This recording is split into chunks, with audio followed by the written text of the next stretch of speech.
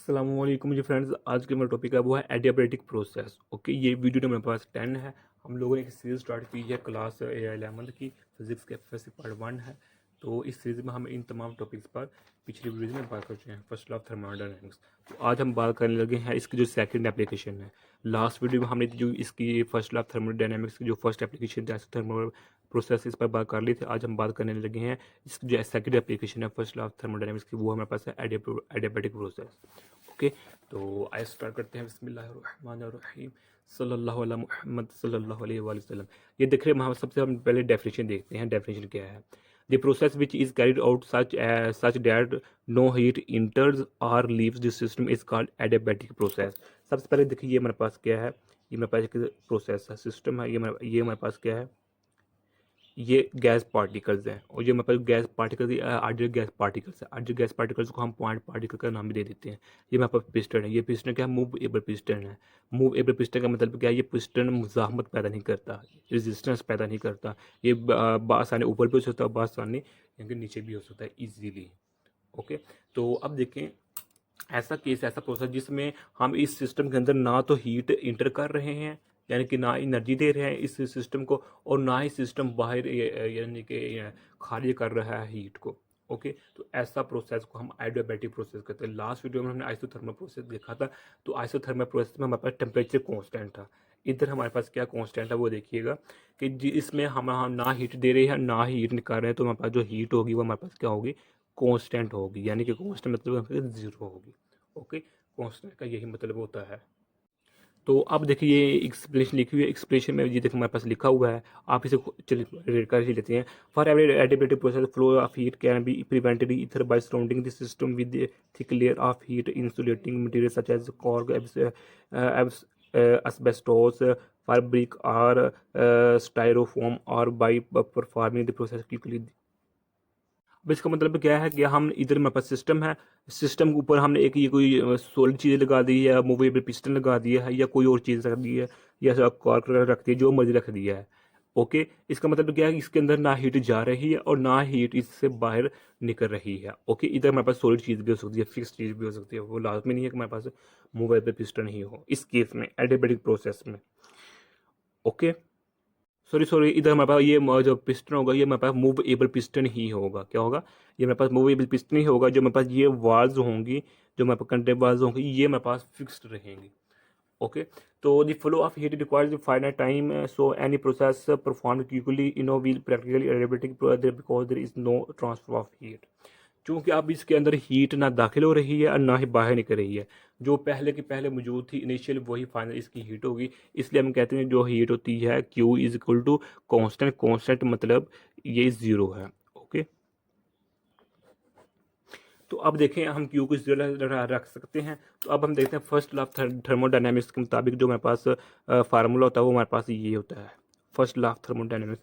अगर आप लोगों को फर्स्ट लॉ ऑफ थर्मोडायनेमिक्स आता है तो बेस्ट, अगर नहीं आता तो इसका जो लिंक होगा वो आप लोगों को डिस्क्रिप्शन में मिल जाएगा। ओके, तो ये मेरे पास, इधर मेरे पास Q ज़ीरो है, तो इसको हम इस तरह लिख सकते हैं। तो यहाँ आप देखें, यहाँ अब हम इसको किस तरह लिख सकते हैं, ये देखें। इसको हम इस तरह भी लिख सकते हैं, delta U equal to negative work, इस तरह लिख सकते हैं। या फिर इसको हम लिख सकते हैं कि वर्क हमारे पास इधर ही रहेगा, तो ये इधर आकर नेगेटिव हो जाएगा। इसको हम इस तरह लिख सकते हैं। ये दो इक्वेशन है। अब ये इक्वेशन क्या शो कर रही है? फर्स्ट इक्वेशन, ये इक्वेशन ये शो कर रही है, ये शो कर रहा है कि जो हमारे पास इंटरनल एनर्जी होती है, हमारे पास पॉजिटिव होती है, और हमारे पास वर्क उधर नेगेटिव होता है। यानी कि जो हमारे पास वर्क ऊपर से हो रहा है, ओके, जैसे वर्क हम जानते हैं जब भी सराउंडिंग से सिस्टम पर वर्क होता है तो वो नेगेटिव होता है, और जब सिस्टम से सराउंडिंग पर वर्क होता है, ये हमारे पास ये इतना सिस्टम है, तो जिस सिस्टम से सराउंडिंग पर वर्क होता है हमारे पास पॉजिटिव होता है। तो अब ये इक्वेशन क्या शो कर रही है कि हमारा सराउंडिंग से सिस्टम पर वर्क हो रहा है। ओके, अब ये इक्वेशन क्या शो कर रही है कि इंटरनल एनर्जी डिक्रीज हो रही है और वर्क हो रहा है, यानी कि जो ये सिस्टम है, क्योंकि अब हीट तो इंटर नहीं हो रही, अब जो ये सिस्टम के पार्टिकल्स इस मूवेबल सिस्टम पर फोर्स लगा रहे हैं, यानी कि वर्क कर रहे हैं। अब ये यहाँ से यहाँ कन्वर्ट यहाँ आ गया है। ओके, यहाँ से यहाँ आ गया है। तो क्या हुआ कि इसकी जो इंटरनल एनर्जी होगी वो डिक्रीज हो जाएगी। यानी कि एक आदमी है, ये देखिए एक आदमी है, जब वो वर्क करता है, कोई काम करता है, हॉकी खेलता है, क्रिकेट खेलता है, तो इसकी एनर्जी कम होती है, तब वर्क होता है। अगर उसके पास एनर्जी नहीं होगी तो वो काम कैसे करेगा। यही काफ़ी साबित है, जब इस सिस्टम के पास एनर्जी है तो ये वर्क करेगा, इसके पार्टिकल इस पर फोर्स करेंगे तो ये पिस्टन यहाँ से यहाँ मूव हो जाएगा, तो इसकी एनर्जी डिक्रीज हो जाएगी। यही क्वेश्चन यही शो कर रही है। ओके, फिर भी आप यहाँ ये रीड कर सकते हैं, ये देख लीजिएगा। अब इसमें क्या है कि जो हमारे पास एडियाबेटिक प्रोसेस होता है ये रैपिडली होता है, यानी कि बहुत जल्दी हो जाता है। इसकी हम छोटी सी एग्जांपल लें कि जो टायर फटता है, मोटरसाइकिल पर या बाइसाइकिल पर जा रहे हैं तो अचानक टायर फट जाता है। जो टायर का फटना होता है, वर्स्ट होना होता है, वो एडियाबेटिक प्रोसेस होता है।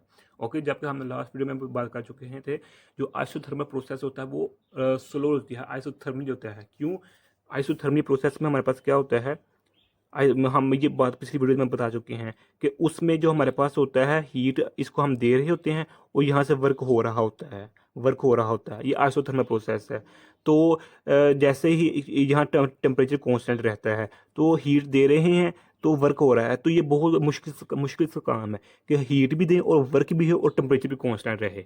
या फिर हम वर्क करें इसके ऊपर और हीट निकले, ये भी मुश्किल। ऊपर से हम वर्क करें, एक वर्क करे, दूसरा टेम्परेचर भी कांस्टेंट रहे और तीसरा एनर्जी भी निकले सेम अमाउंट में। तो ये मुश्किल काम होता है, इसलिए जो हमारे पास आइसोथर्मल प्रोसेस होता है ये स्लोली होता है, जबकि जो हमारे पास एडियाबेटिक प्रोसेस होता है ये रैपिडली हो जाता है। ओके, तो अब अगर इसकी हम ग्राफ बनाने की कोशिश करें तो ये देखें, ये हमारे पास क्या है, प्रेशर है, वाई एक्सिस पर, ये हमारे पास वी एक्सिस पर प्रेशर है, वॉल्यूम है। ओके, तो अगर हम बात करें कि ये हमारे पास प्रोसेस है, ये कैसा किसकी डायग्राम है, एडियाबेटिक की है या आइसोथर्मल की है। अब गौर करें इस पर, ये आइसोथर्मल है।